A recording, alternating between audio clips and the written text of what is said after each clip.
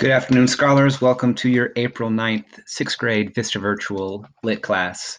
Let's take a look to see our turn-in rates from yesterday.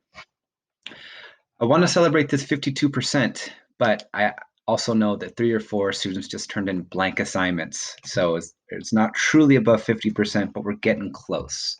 I'm really looking forward to seeing over half the grade knocking out these assignments each day, and hopefully by within the next couple of weeks, we can get that even higher, right? Because even though we're all at home right now, school is still in session. You've still got daily lessons.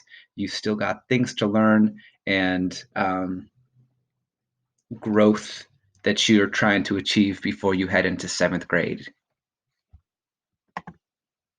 We've got 2 students' work that I want to kind of highlight today. The first is Ivana's tracker. It's not perfect.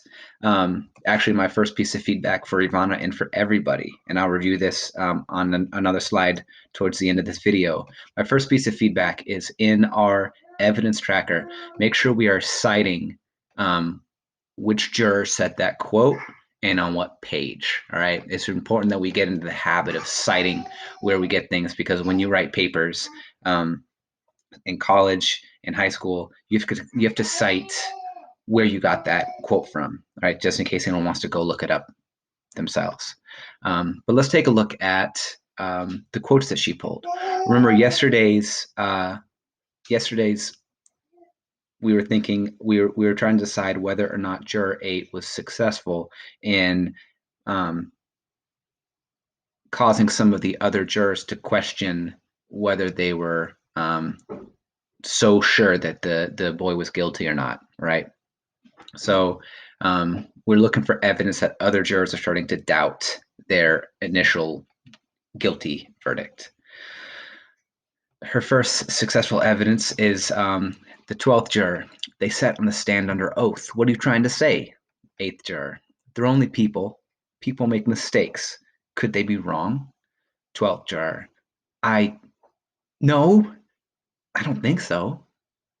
That's a great piece of evidence, Ivana. Yeah, you can tell with the pause, and I don't think so.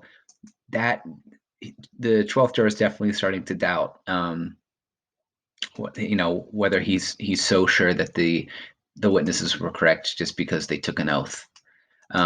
Let's see why that second quote was graded with yellow. Remember, yellow means it's kind of on the right track, but it's not a great piece of evidence. Let's take a look at why. Look, there was one alleged eyewitness to this killing. Someone else claims they heard the killing and then saw the boy run out afterwards.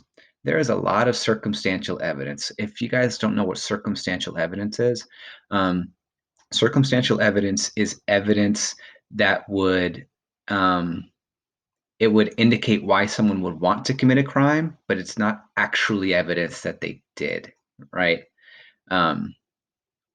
Like if someone stole some like chocolate from my desk, and then I find a student that has chocolate on their fingers in class, and they had been given permission to go to the bathroom around the same time that my chocolate was stolen. That's circumstantial evidence, meaning, yeah, it kind of points to the fact that the person did it, but it's not actual evidence, right? I didn't catch the person in the act. So circumstantial evidence is like kind of convincing, but it's not full on proof. Okay, back to the quote. There was a lot of circumstantial evidence, but actually, those 2 witnesses were the entire case for the prosecution, supposing they were wrong.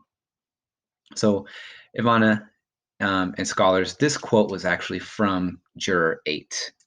If we are looking for proof that Juror 8 is making other jurors doubt their guilty verdict, then our evidence has to be from the other jurors, not Juror 8. This is my second piece of feedback, so jot this down too. My first piece of feedback was really specific. Make sure in our evidence tracker we're citing what page we got that quote from and who said it. Second piece of feedback for the day that's going to help you do well on today's lesson is make sure that your evidence does not come from Juror 8. We are looking for evidence that juror 8 is causing other people to doubt um, whether the boy's guilty or not. So your evidence needs to be the other 11 jurors, any one of them that shows doubt. We know that juror 8 isn't positive this kid did it, right? Make sure your evidence comes from the other jurors. 1, 2, foreman, 2, 3, 4, 5, 6, 7, 9, 10, 11, or 12, not 8. All right. Let's look at some proficient writing. This one comes from Tierra. Tierra, I pulled the first quote that you did because on the second one, it wasn't quite on it, but the first part was really good. Her claim was that she agrees juror 8 successfully raises doubts in the case. I color coded Tierra's writing for her. I found this next statement to be a little bit of analysis. Before she gets into the context, which was cool. It kind of shows Tierra's own style. But let's take a look at what she said. Her claim is, I agree, juror 8 successfully raises doubts in the case. The eighth juror did have some weak moments, but he was building all of this up to his final reasoning, right? That's more of Tierra's opinion that she's interjecting. So that's analysis because it's her opinion. It's her take on what's going on. And now she's going to get back into what happened in the text. In the stage directions, the eighth juror stands for a moment in silence, then reaches into his pocket and swiftly withdraws a knife. Then the sixth juror says, "Look at it. It's the same kind of knife." Page 31. Good citation, Tierra.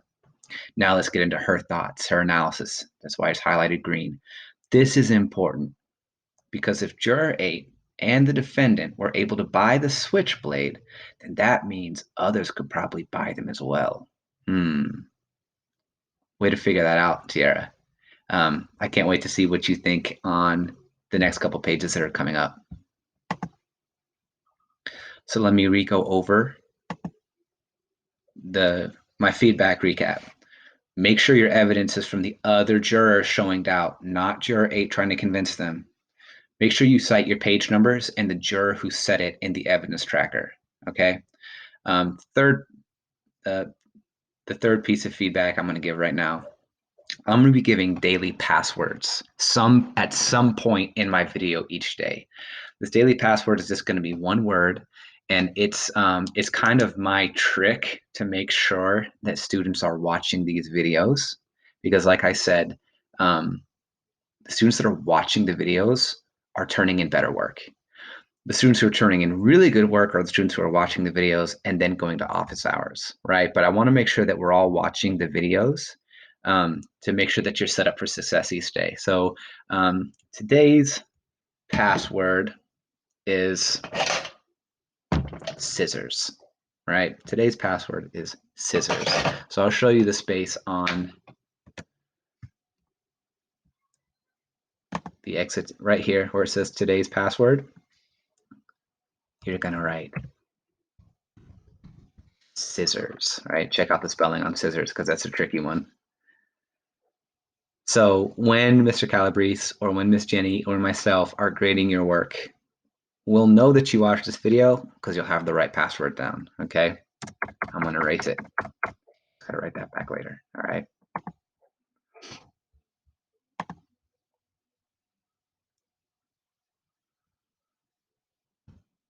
All right, today's lesson, guys, same thing as yesterday, just with new pages. Again, it's the eighth juror's turn to talk and turn to share his thoughts about the case. Is he able to get any of the other jurors to change their minds? You're going to start on page 32 with someone saying, there's no point in milling around here. And you're going to stop at the very top of page 36 where it says, the man wants to talk. Okay? Can't wait to see your guys' thinking and your work. I love how so many of you are really enjoying this book as much as I did when I read it for the first time, and even when I reread it as an adult. Can't wait to highlight some new students. Tierra got a shout out today. This is her first time getting a shout out because she really thought about yesterday's lesson and did her best. Ivana hasn't gotten a shout out yet, but she did today because her Evans tracker, she took so much time and thinking to go and do it. I want to give more student shout outs, right? So join the board. So far, we've got Israel, Mirage, Jada, Tierra, and Ivana. I want to shout out some more students' quality work, but it's gotta be really quality so that the other students can learn something from it. All right. Enjoy today's pages. I'll see you guys tomorrow.